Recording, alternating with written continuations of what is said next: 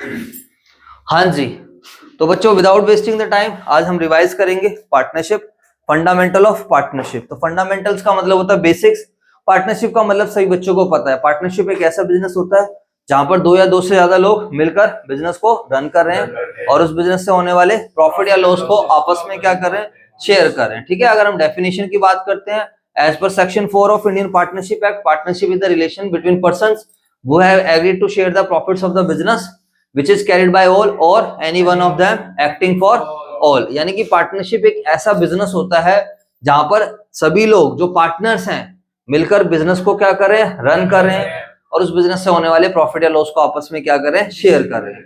समझ आया? मतलब एक इंडिविजुअल व्यक्ति जितना मर्जी बड़ा बिजनेस खड़ा कर दे, that business can not be known as partnership unless कम से कम कितने पार्टनर ना हो, दो। अब पार्टनर कौन होते हैं? वो व्यक्ति होता है जो बिजनेस में पैसा लगाता है और जो बिजनेस के क्या करता है, रिस्क उठाता है। समझ आया जी सर? अब यहाँ पर अगला जो कॉन्सेप्ट आता है वो हमारा वो कॉन्सेप्ट नंबर 2 है। प्रोप्राइटर का क्या मतलब है, पार्टनर का क्या मतलब है, फर्म का क्या मतलब है और फर्म के नेम का क्या मतलब है। समझ में आई या नहीं आई? तो 10 मार्क्स तक की इसकी जो है मैक्सिमम 10 मार्क्स तक की इसकी वेटेज है।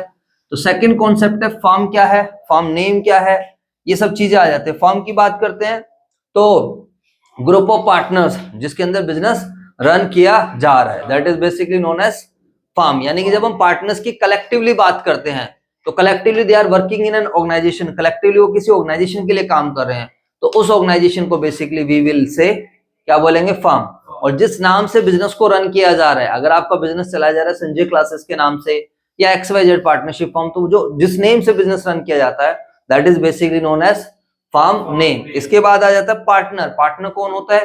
पार्टनर बेसिकली वो व्यक्ति होता है जो बिजनेस में क्या करता है, पैसे लगाता है, जो बिजनेस के क्या करता है, रिस्क उठाता है और जिसे बिजनेस का क्या मिलना होता है, प्रॉफिट और लॉस। समझ में आ गई बात? ये नहीं आ गई? अगर किसी बच्चे के पास नोट्स नहीं भी हैं तो भी no problem, you can continue with your TS Grewal. आप TS ग्रेवाल सर की बुक अपने साथ रख के आप उसके साथ साथ भी कर सकते हो।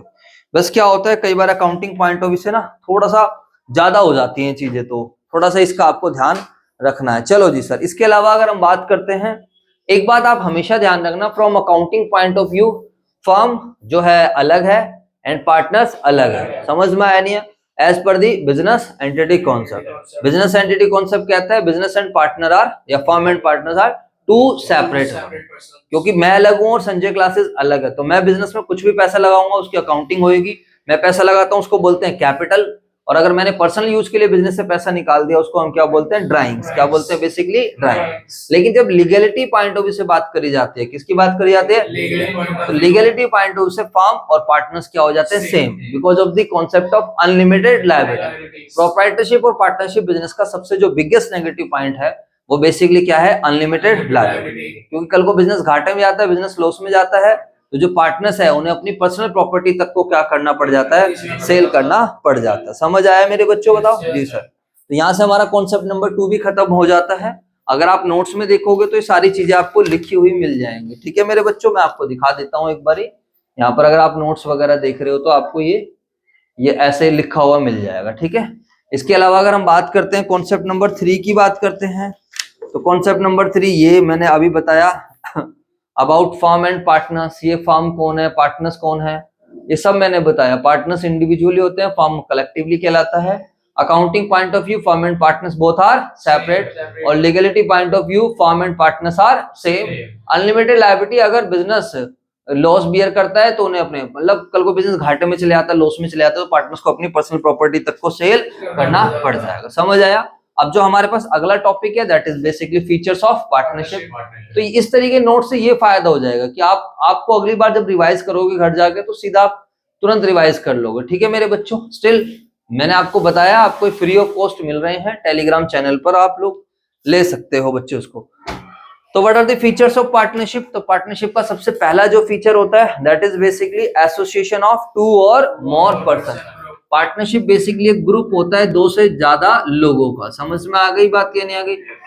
फीचर्स ऑफ पार्टनरशिप, तो it is an association, it is an group of 2 या 2 से ज्यादा लोगों का ग्रुप है। एसोसिएशन ऑफ 2 और मोर पर्सन, इसका क्या मतलब हुआ कि कम से कम 2 व्यक्ति होना जरूरी है in the capacity of partnership. वो बिजनेस को रन करेंगे, तभी क्या होगा मेरे बच्चों, वो बिजनेस क्या बन जाएगा, पार्टनरशिप। मैंने ये बात आपको पहले भी समझाई, इंडिविजुअल व्यक्ति अगर बिजनेस खड़ा कर देगा तो वो बिजनेस पार्टनरशिप नहीं बनेगा। पार्टनर जो पैसा लगा रहा है, जो क्या कर रहा है, रिस्क उठा रहा है। फिर यहाँ पर मैंने आपको समझाया क्या हर कोई व्यक्ति पार्टनर बन सकता है, वो कोई भी व्यक्ति पार्टनर बन सकता है जो कॉन्ट्रैक्ट कर सकता है, which is competent to contract as per Indian contract act 1872। तो वो व्यक्ति जो कॉन्ट्रैक्ट कर सकता है वो मेरे बच्चों क्या बन सकता है, पार्टनर बन सकता है। अब हर कोई व्यक्ति पार्टनर बन सकता है, बट कुछ लोग हैं जैसे कि पर्सन ऑफ अनसाउंड माइंड, जो अपना डिसीजन नहीं ले पा रहा, जिसको ये नहीं पता है सही क्या है गलत क्या है ना, समझ नहीं है, या फिर वो पर्सन जिसको डिस्क्वालिफाइड बाय लॉ, जिसको लॉ ने क्या कर रखा है, डिस्क्वालिफाइड। माइनर के रिगार्डिंग कई बार पूछ लेता है, क्या कोई माइनर पार्टनर बन सकता है, इस बात को आप ध्यान रखना। Yes, minor can become a partner of the partnership firm but only for the benefits, समझ, ओनली इन प्रॉफिट्स। माइनर कभी भी लॉस शेयर नहीं करे, बस आपको इतना ध्यान रखना है। और जैसे ही माइनर मेजर बन जाता है, जैसे ही माइनर क्या बन जाता है, मेजर, तो उसको क्या होता है, या तो वो एक्सेप्ट करे या फिर क्या करे, रिजेक्ट करे विद इन 6 मंथ। जैसे उसके 18 साल कंप्लीट हो गए, अब उसको 6 महीने के अंदर अंदर फर्म को बताना होता है कि whether I will continue the partnership firm और नॉट। और अगर वो एक्सेप्टेंस नहीं देता है, कुछ भी साइलेंट रहता है, कुछ भी नहीं बताता है, तो ध्यान रखना वो नॉर्मल पार्टनर की तरह ट्रीट करा जाएगा। और जो नॉर्मल पार्टनर्स की लायबिलिटीज, ऑब्लिगेशन, रिस्पॉन्सिबिलिटीज होती हैं वो सारी उसके पास चली जाएंगी। अब वो खाली प्रॉफिट में भागीदार नहीं होगा, वो प्रॉफिट के साथ साथ लॉस में भी भागीदार। ये कल को जब आप बीकॉम करोगे, सीए वगैरह करोगे, तो वहां पर पूरा इंडियन पार्टनरशिप एक्ट आपको कहां पर पढ़ने को मिलेगा, लॉ में भी। यहाँ पर तो हमारा क्या है, अकाउंटेंसी है, तो हमें तो अकाउंटेंसी पे ध्यान देना है, समझ आया नहीं है? लेकिन जब चैप्टर का बेसिक्स कर रहे होते हैं तो उसका मीनिंग समझने के बाद हम अकाउंटिंग पर जाते हैं। ठीक है मेरे बच्चों?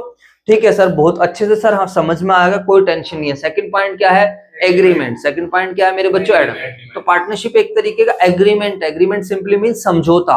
भाई एग्रीमेंट जब दो पार्टनर्स अपनी कंसेंट दे रहे हैं किसी सेम चीज के लिए, दो या दो से ज्यादा लोग वो एग्री हैं काम को करने के लिए, समझ में आया? मैंने प्रपोज किया, आपको प्रपोजल दिया, आपने उस प्रपोजल की क्या करी, एक्सेप्टेंस दे ली, वही बेसिकली क्या बन जाता है, एग्रीमेंट। एग्रीमेंट कुछ नहीं होता, एग्रीमेंट बराबर होता है ऑफर प्लस एक्सेप्टेंस। मैंने बोला तू मेरे साथ काम करेगा, तो ना हाँ सर आप बहुत अच्छे इंसान हो, मैं आपके साथ पार्टनर की तरह काम करूंगा, I am agree with you, no problem. मैंने कहा ये टर्म्स एंड कंडीशंस है, सर नो प्रॉब्लम, कोई दिक्कत नहीं। तो मैंने आपको ऑफर करा एंड आप लोग मेरे साथ क्या हो गए, काम करना लग गए, दैट इज एन एग्रीमेंट। और वो एग्रीमेंट जो एनफोर्सेबल बाय लॉ, जिसको कानून भी मानता है, that is basically known as contract. इसको आप आगे जाके पढ़ोगे सीए फाउंडेशन या बीकॉम लेवल पे।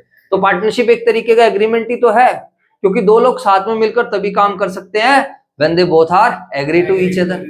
अब मैं आपको बोलूं कि जो है, अभी जैसे मैंने पहले भी एग्जांपल दिया था कि अब तुम्हारी क्लास खत्म होगी तो हर एक बच्चा अपने अपने रास्ते से जाएगा, कोई इधर से आ रहा है, कोई इधर, कोई पैदल जा रहा है, कोई चैंपियन में, कोई साइकिल पे। लेकिन जो दोनों एग्री कर रहे होंगे, हो सकता है दो दो साथ भी चले जाएं, अरे यार चला दूसरे रास्ते से चलेंगे, मौसम बढ़िया हो रहा है, घूमते फिरते चलेंगे, धूप के मजे लेते हुए, मूंगफली खाते हुए चलेंगे। बात समझ में आई है नहीं? बट वो दो साथ में तभी जाएंगे when they both are agree to each other. समझ आया नहीं है? तो बेटा पार्टनरशिप तो एक लंबा बिजनेस है, लॉन्ग पीरियड तक के लिए काम करना है। तो how the partners can work together without any agreement? Agreement can be oral or agreement can be in written. It is not compulsory that agreement must be in writing. जैसे मेरे और संदीप सर के बीच में हमारा कौन सा एग्रीमेंट है? Oral agreement. हमारे बीच में we don't have any kind of written agreement, क्योंकि एक बॉन्ड रहता है। बट ओरल एग्रीमेंट वहीं पर सक्सेसफुल है जहां पर मेरे बच्चों एक अच्छा खासा बॉन्ड है, जहां पर आपको पता है कि आप सेकंड पर्सन पे अपने से ज्यादा क्या कर सकते हो, ट्रस्ट कर सकते हो। अब मेरे और संदीप सर का एग्रीमेंट वाया क्योंकि हमारा एक ब्लड रिलेशन भी है और 15 साल हो गए हमारी पार्टनरशिप को, जो जैसे पहले चल रही थी और आज भी क्या है वैसे ही चल रहा है। तो मतलब ऐसा कोई प्रॉब्लम्स नहीं आई कभी, थोड़ा बहुत तो चलता है बट ऐसा कुछ नहीं हुआ कि नहीं यार बहुत ज्यादा कुछ प्रॉब्लम्स आई। समझ आया नहीं है? बट आप लोगों को ये एडवाइस किया जाता है कि कभी भी आप पार्टनरशिप करते हो तो it is always advisable to have a written agreement, क्योंकि यार बंधन अपनी जुबान से क्या हो जाता है, मुकर जाता है, किसी का कुछ पता है नहीं। और इसी रिटन एग्रीमेंट को we will give the name of partnership deed. और पार्टनरशिप डीड बहुत ज्यादा इंपॉर्टेंट टॉपिक है, स्पेशली फंडामेंटल ऑफ पार्टनरशिप में और पूरी पार्टनरशिप में। अभी हम आएंगे इस टॉपिक पर भी, डोंट वरी। सर मजा आ गया। थर्ड क्या है, लॉफुल बिजनेस। बिजनेस भाई जब आप when you are doing an agreement, the agreement must be of doing a legal business. What is the meaning of legal business? That business which is acceptable at the society, यानी जिससे लोगों को कोई problem ना हो। अब कोई लोग ड्रग्स बेच रहे हैं, कोई मेडिसिन बना रहे हैं, कुछ ऐसी चीजें जिसको गवर्नमेंट क्या कर रही है, मना कर रही है, एंड आप लोग उस काम को कर रहे हो, तो कहीं ना कहीं वो बिजनेस क्या बन जाएगा, इलीगल। समझ? फोर्थ क्या है, profit sharing. What is the meaning of profit sharing? How the profits and losses will be shared. Profit या लॉस कैसे पार्टनर्स के बीच में बांटे। प्रॉफिट शेयरिंग का मतलब होता है प्रॉफिट के अंदर लॉस भी आ जाएगा। एक रेशियो में, पार्टनरशिप फॉर्म में एक रेशियो में क्या किया जाता है, प्रॉफिट या लॉस को डिस्ट्रीब्यूट किया जाता है। और business can be carried by all और any one of them acting for. ये बात मैंने समझाई थी कि जरूरी नहीं है कि एक पार्टनरशिप फर्म में सारे पार्टनर्स क्या हो, वर्किंग पार्टनर। हो सकता है एक वर्किंग पार्टनर है और पार्टनर्स क्या है, स्लीपिंग पार्टनर। समझाया था व्हाट इज स्लीपिंग पार्टनर? वो पार्टनर जो बिजनेस में पैसा लगा रहा है बट जो एक्टिवली पार्टिसिपेट नहीं कर रहा। What is working partner? जो पैसा भी लगा रहा है, जो साथ के साथ काम भी कर रहा है। पार्टनरशिप ये कहती है, डेफिनेशन ही कहती है कि there must be minimum 2 partners. Partner का होना जरूरी है, बट ऐसा कहीं भी नहीं लिखा हुआ है कि सारे पार्टनर्स क्या होने चाहिए, वर्किंग होने चाहिए। समझ में आया? तो इसका मतलब है business can be carried by all, business सभी लोग मिलकर चला सकते हैं, या फिर कोई एक भी चला सकता है on the behalf of other. समझ आया कुछ नहीं है? इसी को एजेंट एंड प्रिंसिपल का रिलेशन करके भी समझाया। एज एन एजेंट, पार्टनर अपने द्वारा किए गए कामों से अपने प्रिंसिपल को क्या करता है, बाउंड करता है। और एज ए प्रिंसिपल, मैं प्रिंसिपल हूँ, मतलब मैं आपको काम दे रहा हूँ, मैं आपको डायरेक्शन दे रहा हूँ, ऑर्डर दे रहा हूँ एक तरीके से। तो एज अ प्रिंसिपल मैं, आप जो काम कर रहे हो, आपके कामों से मैं भी क्या हो जाऊंगा, बाउंड हो जाऊंगा। समझ में आया कुछ या नहीं है? इसको आप आगे जाके और थोड़ा डिटेल्स में पढ़ोगे।